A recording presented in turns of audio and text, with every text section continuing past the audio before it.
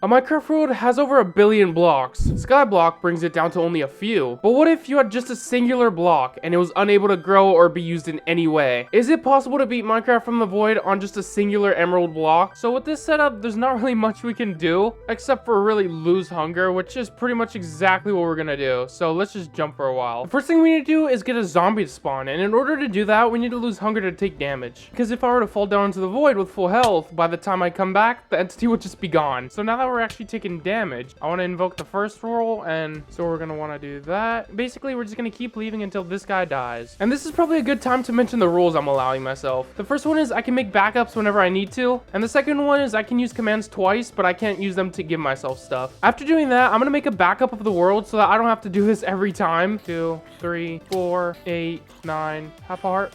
Here we go. Bam. Let's go. Okay. That's literally all we had to do. Now we're gonna die. Okay, we're gonna die of hunger now. Boom. Don't pick it up. Just die in the void. Thank you. All right. We're good. So now that we got a shovel, we gotta wait for an actual use for it. And even though it doesn't look like it, we actually are in a snowy biome, which means that when it rains, snow will start spawning. And when it does, I'll use a shovel to mine and start expanding the platform, which will in return unlock more things. All right, so it's snowing, so I gotta hurry up and get the snow. Today on the Emerald Block Podcast, we're gonna be talking about how snow works, because it just won't appear on this block. Oh, so now we just gotta do that, boom, and we're about to graduate from the 1 block, and we're gonna have 2 blocks. We're rich, let's go! The good news is, when you get more blocks, you tend to get more snow. I know, crazy how that works, huh?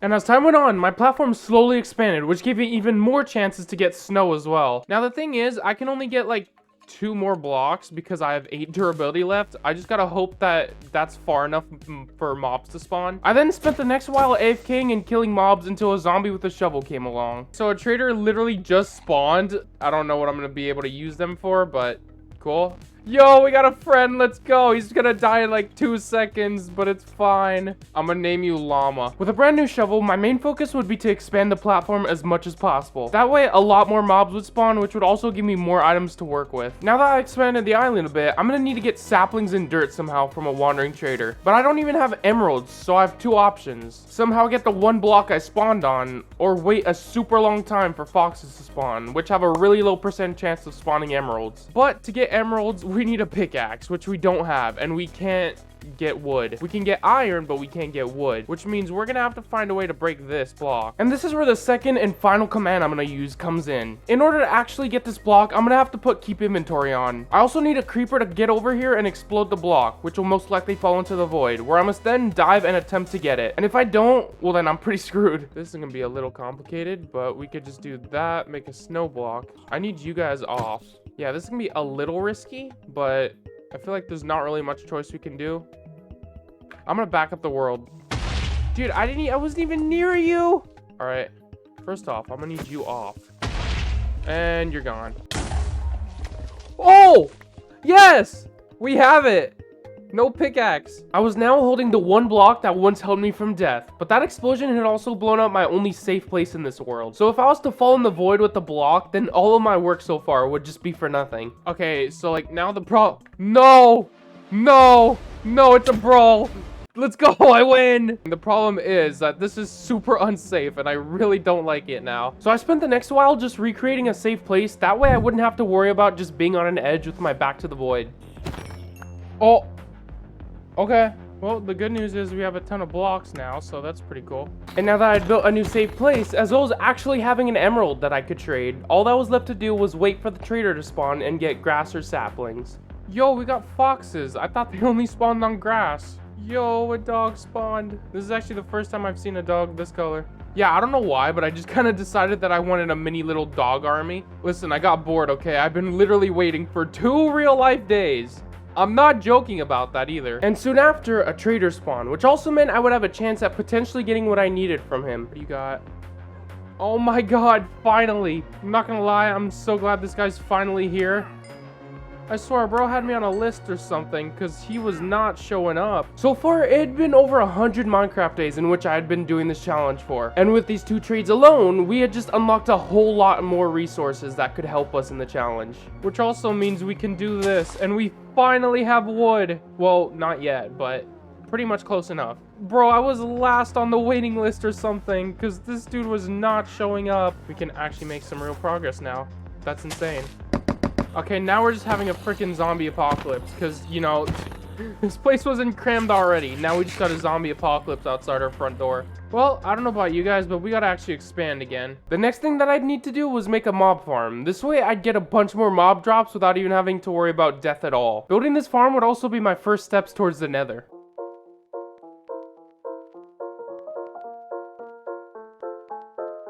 This farm would be useful not only because of its mob drops, but you need buckets in order to go to the Nether. And in order to get a bucket, you need iron, which zombies drop. And the more zombies I can kill at once, the shorter amount of time until I get iron. Alrighty, let's go.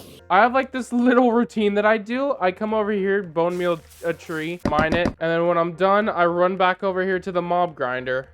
And it's basically filled with mobs. So all I gotta do is this.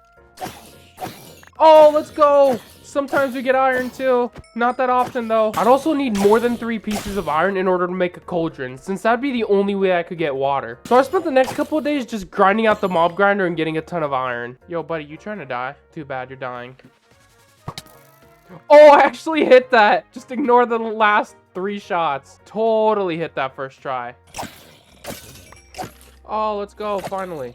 Boom. Cauldron acquired. Now we just need like 2 more pieces of iron for a bucket. We now have water. Well, we don't have water yet, but in tens of days we probably will. Still crazy. Oh, speaking of zombies, there's our last iron. We can officially make a bucket. We made a bucket.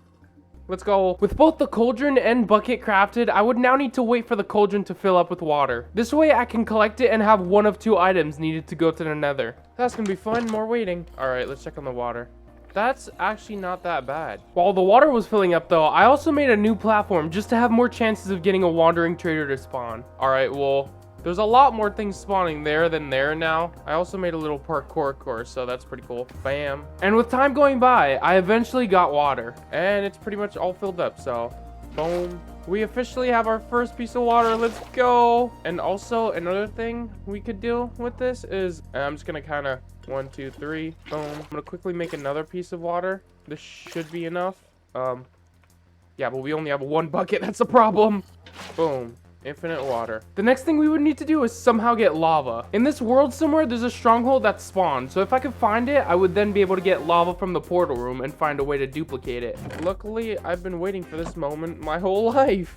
So I could just do something like this. I then started building random bridges until I could find the stronghold. All right, that was a fail. But I wasn't having too much luck with my bridges though. All right, well that's all I'm doing. If there's nothing this way, then I don't know. All right, if there's nothing on this side, I'm probably just gonna start expanding the bridges out by like 200 until I find something.